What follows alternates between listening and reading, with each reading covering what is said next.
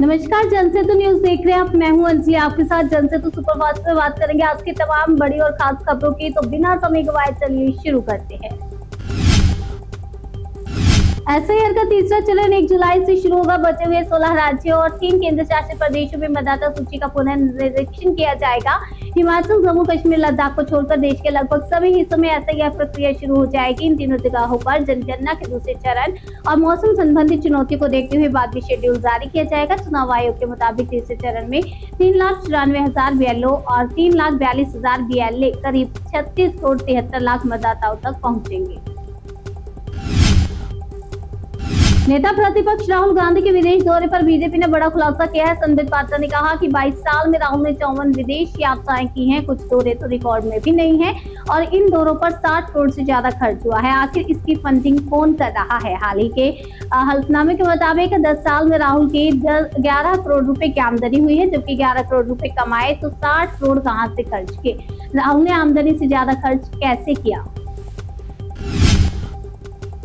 चुनावी नतीजों के 10वें दिन बाद आखिरकार केरल को नया मुख्यमंत्री मिल गया। वीडी सतीश केरल के मुख्यमंत्री होंगे। सीएम की रेस में राहुल के करीबी केसी वेणुगोपाल भी थे, लेकिन उनका नाम कट गया। बीते कई दिनों से पार्टी आलाकमान और स्थानीय नेताओं के बीच बैठकों का दौर चल रहा है, लेकिन कल देर रात बैठक में फैसला होने के बाद आज आखिरकार नाम तय हुआ। वीडी सतीश के सीएम बनने की इनसाइड स्टोरी सामने आई है। दरअसल इसकी मुख्य वजह गठबंधन का साथी आईयूएमएल है। आईयूएमएल वेणुगोपाल के नाम का विरोध कर रही थी और वो सतीश के स्क्वाड पे थी। जब यह तय नाम माना जा रहा है कि केसी वेणुगोपाल ही नए मुख्यमंत्री होंगे, तो इसका प्रियंका के निर्वाचन क्षेत्र वायनाड में भी विरोध शुरू हो गया। यहाँ तक लिख दिया गया कि जो हाल अमेठी में हुआ वही हाल वायनाड में होगा। माना जा रहा है कि आईयूएमएल के दबाव की वजह से ही कांग्रेस आलाकमान को अपना स्टैंड बदलना पड़ा। केसी वेणुगोपाल की जगह वीडी सतीश को मुख्यमंत्री चुना गया है। केरल से नए मुख्यमंत्री वीडी सतीश पेशे से वकील हैं और केरल हाई कोर्ट में बतौर वकील प्रैक्टिस भी कर चुके हैं। छात्र राजनीति से अपने पॉलिटिकल करियर की शुरुआत की। परावूर सीट से लगातार 6 बार विधायक चुने गए। 2001 के बाद से अब तक एक बार भी चुनाव नहीं हारे। केरल कांग्रेस में कई अहम पद भी संभाल चुके हैं और विधानसभा में नेता विपक्ष रहे। इस चुनाव में कांग्रेस की जीत में उनकी भूमिका अहम है। उनकी पहचान एक चतुर रणनीतिकार के रूप में है। चुनाव से पहले उन्होंने उत्तर से दक्षिण केरल की यात्रा की। असम के मुख्यमंत्री हेमंत बिस्वा शर्मा ने अपने सेकंड टर्म का पहला एजेंडा क्लियर कर दिया है। समान नागरिक संहिता यानी कि यूसीसी लाने की तैयारी कंप्लीट है। 26 मई को विधानसभा में बिल पेश करने की डेडलाइन भी तय कर दी गई है। सीएम ने पहली कैबिनेट बैठक में ये फैसला लिया है। हेमंत ने कहा कि बीजेपी ने चुनाव में जनता से यूसीसी लागू करने का वादा किया था। पहली कैबिनेट मीटिंग में ये वादा पूरा कर दिया। आपको बता दें कि असम की नई विधानसभा का यह पहला सत्र 25 मई से शुरू होगा। हेमंत यूसीसी बिल इसी सत्र में लेकर आएंगे। पश्चिम बंगाल में पहली बार बनी बीजेपी की सरकार ने राज्य के स्कूलों को निर्देश दिया है कि वे हर दिन सुबह की असेंबली में क्लासरूम शुरू होने से पहले वंदे मातरम गाएं। स्कूल शिक्षा विभाग की तरफ से जारी आदेश में पश्चिम बंगाल सरकार ने सभी सरकारी और सहायता प्राप्त स्कूलों को निर्देश दिया कि वो तत्काल प्रभाव से इसे लागू कर दे। अनिवार्य रूप से वंदे मातरम का गायन शामिल किया जाएगा। निर्देश में ये भी कहा गया कि स्कूल के दिन की शुरुआत में हर छात्र को राष्ट्रगीत का गायन भी करना होगा और इसमें भागीदारी निभानी होगी। पश्चिम बंगाल की पूर्व मुख्यमंत्री ममता बनर्जी एक बार फिर से काला कोट पहने वकील के लिबास में नजर आई। वो मामले की सुनवाई के लिए खुद वकील बन कोलकाता हाई कोर्ट पहुंची है। कोर्ट में चुनाव के बाद हुई हिंसा से जुड़ी PIL पर कोर्ट में सुनवाई होनी है। ऐसे में मुख्य न्यायाधीश सुजय पॉल के सामने पेश होने के लिए ममता वकील की पोशाक पहने नजर आई। महाराष्ट्र के छत्रपति संभाजी नगर में AIMIM पार्षद महराज खान को पुलिस ने गिरफ्तार कर लिया। महराज खान पर तीसरे बच्चे की जानकारी छिपाने का आरोप है। दरअसल पुलिस एक पुराने जानलेवा हमले के मामले की जांच कर रही थी। सिमरान स्कूल के दस्तावेजों की जांच में बड़ा खुलासा हुआ कि महराज खान ने चुनावी शपथ पत्र में केवल 2 बच्चों का ही उल्लेख किया था और तीसरे बच्चे की जानकारी छुपाई गई। स्कूल के प्रिंसिपल की मदद से फर्जी बोनाफाइड प्रमाण पत्र तैयार किया गया और फर्जी दस्तावेजों में बच्चे को महराज खान के भाई का बेटा दिखाने की कोशिश हुई। नीट पेपर लीक मामले की जांच तेज हुई है। अब तक की जांच में सामने आया है कि पेपर यश यादव के जरिए राजस्थान तक पहुंचा था। सूत्रों के मुताबिक यश यादव की पहचान विकास बिलावल से हुई थी और जांच में ये भी पता चला कि विकास बिलावल के पिता दिनेश बिलावल ने पेपर की हार्ड कॉपी को स्कैन कर उसकी पीडीएफ फाइल तैयार की थी और इसके बाद यह पेपर सीकर के कोचिंग संस्थानों में पढ़ने वाले कई छात्रों तक पहुंचा था।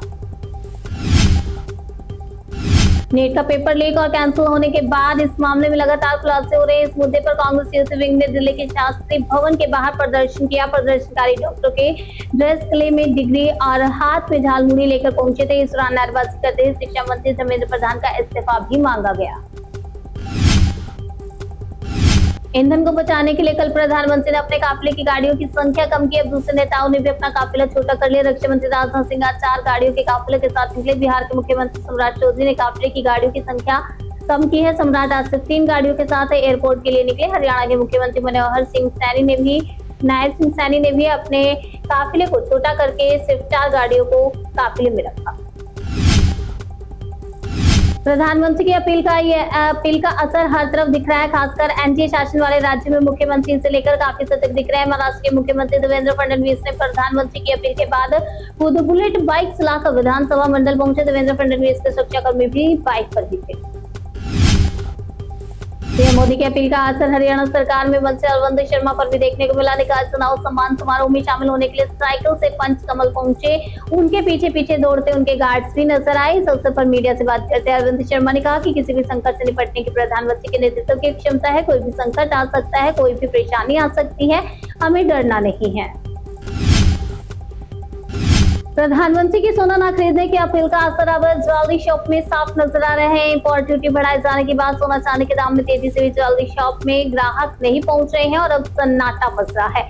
ग्राहकों की कमी की वजह से कारोबारी चिंतित है। सराफा बाजार में सोना 9,000, चांदी 22,000 रुपए तक महंगी हो गई है। केंद्र सरकार ने सोना और चांदी के आयात पर लगने वाली ड्यूटी 6% से बढ़ाकर 15% कर दिया। बाजार में 24 कैरेट 10 ग्राम सोने का दाम 50,000 से 1,68,000 के बीच है। और मौसम संकट का असर आम लोगों पर सीधा पड़ रहा है। महानगर गैस लिमिटेड यानी कि एमजीएल ने मुंबई के सीएनजी के दाम में 2 रुपए प्रति किलोग्राम की बढ़ोतरी का फैसला किया है। इस बढ़ोतरी के बाद एमएमआर में सीएनजी की खुदरा कीमत अब 84 रुपए प्रति किलोग्राम की हो गई, यानी कि अब तक 82 रुपए प्रति किलोग्राम तक मिलने वाली सीएनजी गैस बढ़कर 84 प्रति किलो हो गई है। और बढ़ी हुई कीमतों का सबसे ज्यादा असर सीएनजी से चलने वाले ऑटो रिक्शा और टैक्सी चालकों पर पड़ रहा है। केंद्र सरकार ने देश में चीनी की सप्लाई बनाए रखने के लिए बड़ा फैसला किया है। नोटिफिकेशन जारी करके सरकार ने तुरंत चीनी के एक्सपोर्ट पर बैन लगा दिया है। यह रोक 30 सितंबर तक या फिर अगले आदेश के लागू होने तक रहेगी। नोटिफिकेशन में रॉ शुगर, व्हाइट शुगर और रिफाइंड शुगर तीनों को शामिल किया गया। सरकार का यह कदम ऐसे वक्त में सामने आया है जब घरेलू बाजार में चीनी की कीमतों पर दबाव पड़ रहा है। एक्सपोर्ट पर रोक लगाने से देश के अंदर सप्लाई बेहतर होगी और कीमतें नियंत्रण में रहेंगी। अमेरिका ईरान जंग का असर अब महंगाई पर भी तेजी से बढ़ता दिख रहा है। थोक महंगाई दर 42 महीने में हाई पर पहुंच गई है। अप्रैल में थोक महंगाई दर 8.30% पर पहुंची, जो मार्च में 3.88% पर थी, यानी कि 1 महीने के अंदर महंगाई दर में 4.42% की बढ़ोतरी हुई है। इससे पहले अक्टूबर 2022 में WPI 8.39% पर पहुंच गया था। दिल्ली लाल किला ब्लास्ट केस में एनआईए ने 10 आरोपियों के खिलाफ 7500 पन्नों की चार्जशीट दाखिल की है। एजेंसी ने कहा कि हमला बेहद सुनियोजित आतंकी साजिश का हिस्सा था। चार्जशीट के मुताबिक सभी आरोपी कथित तौर पर अंसार गज़वत उल हिंद से जुड़े हुए थे, जो कि अलकायदा से प्रेरित संगठन है। आपको बता दें कि इस हमले में 11 लोगों की जान चली गई थी। मध्य प्रदेश के देवास में पटाखा फैक्ट्री में विस्फोट से 2 लोगों की मौत हो गई। 20 से ज्यादा लोग झुलस गए। 7 लोगों की हालत गंभीर बताई जा रही है। धमाका इतना तेज था कि आसपास के मकानों की दीवारें भी हिल गई। हादसे के बाद पूरे इलाके में अफरा तफरी मच गई। पुलिस प्रशासन की टीम ने मौके पर पहुंचकर जांच शुरू कर दी। महाराष्ट्र के पुणे में उषा किरण हॉस्पिटल में बॉम्ब रखने वाला संदिग्ध सीसीटीवी में कैद हो गया। संदिग्ध बॉम्ब की खबर मिलते ही मौके पर पहुंची पुलिस प्रशासन की टीम ने सुरक्षा को देखते हुए इलाके को खाली करवाया। आसपास लोगों की आवाजाही पर रोक लगा दी गई। मौके पर डॉग स्क्वाड और बॉम्ब स्क्वाड को भी बुलाया गया। बॉम्ब स्क्वाड की टीम संदिग्ध वस्तु को खुले मैदान में ले गई, जहाँ उसे सुरक्षित तरीके से डिफ्यूज किया गया। अब सीसीटीवी में संदिग्ध के नजर आने से पुलिस को जाँच में तेजी मिलेगी। जालंधर में बीएसएफ कैंप के बाहर आईजी ब्लास्ट केस में पुलिस के हाथ बड़ी सफलता लगी है। पुलिस ने ब्लास्ट करने वाले आरोपी को पकड़ा है। सूत्रों के मुताबिक आरोपी पंजाब का ही है। जांच में सामने आया कि आईजी में इस्तेमाल विस्फोटक आरोपी ने बॉर्डर एरिया में मौजूद किसी व्यक्ति से लिया था। ब्लास्ट करने के लिए जो तरीका अपनाया गया वह भी हैरान करने वाला है। आरोपी ने आईजी में अपना सिम कार्ड लगाया हुआ था। जैसे ही उसने फोन किया तभी धमाका हो गया। दिल्ली के रानीबाग इलाके में सोमवार देर रात एक महिला से गैंगरेप की खौफनाक वारदात सामने आई। बताया जा रहा है कि पीतमपुरा की झुग्गियों में रहने वाली 30 वर्षीय पीड़ित महिला मंगोलपुरी की एक फैक्ट्री में काम करती है। सोमवार की रात जब वह काम खत्म कर पैदल घर जा रही थी तो एक स्लीपर बस के ड्राइवर और कंडक्टर ने उसे बस में ही खींच लिया। फिर चलती बस में दोनों ने करीब 2 घंटे तक महिला के साथ गैंगरेप किया और खून से लथपथ हालत में सड़क पर फेंक दिया। महिला से रेप की पुष्टि हो गई है। पुलिस ने दोनों आरोपियों को गिरफ्तार किया है। साथ ही वारदात में इस्तेमाल की गई निजी बस को भी जब्त कर लिया। गुजरात के राजकोट अहमदाबाद हाईवे पर भीषण हादसा हो गया। चोटीला और राजकोट के बीच संगानी पुल के पास 2 बसों और एक पेट्रोल टैंकर में भिड़ंत हो गई, जिसके बाद पेट्रोल टैंकर में आग लग गई। हादसे में 4 लोगों की मौके पर मौत हो गई। टैंकर में लगी आग ने देखते ही देखते विकराल रूप ले लिया और आग की लपटों ने आगे चल रही एक बस को भी अपनी चपेट में ले लिया, जिससे पूरी बस आग का गोला बन गई। इस दौरान पीछे से आ रही एक और बस का अगला हिस्सा बुरी तरह से क्षतिग्रस्त हुआ।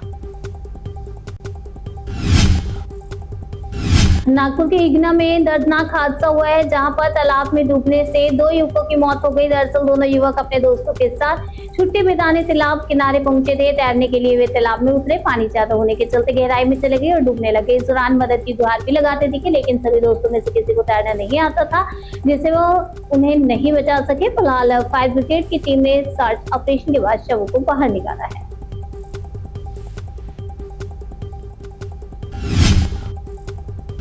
जनसेतु सुपरफास्ट में आज के लिए फिलहाल इतना ही। तब तक के लिए बने रहिए हमारे साथ। तो देखते हैं जनसेतु न्यूज जन से सरोकार।